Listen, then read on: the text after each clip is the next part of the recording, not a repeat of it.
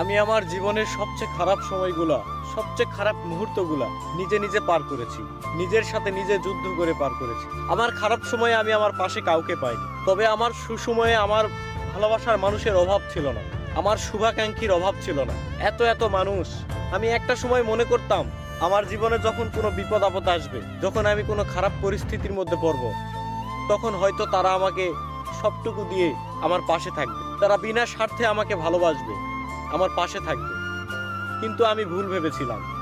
আসলে ভাই, এই স্বার্থের দুনিয়ায়, নিষ্ঠুর পৃথিবীতে আপনাকে কেউ স্বার্থ ছাড়া ভালোবাসে না।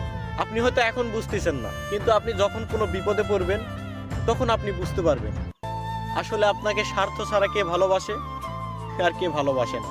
তবে আমি এটা শিওর বলতে পারবো, স্বার্থ ছাড়া কেউ কাউকে ভালোবাসে না, কেউ কারো পাশে থাকে না। স্বার্থের পৃথিবীতে সবাই স্বার্থের পাগল। দম বন্ধ হয়ে আসতো একটা সময়, কাউকে কিছু বলতে পারতাম না। অন্ধকার ঘরে নিঃশব্দে শুধু কেঁদেছি, কাউকে বুঝাতে পারিনি আমি কেমন আছি।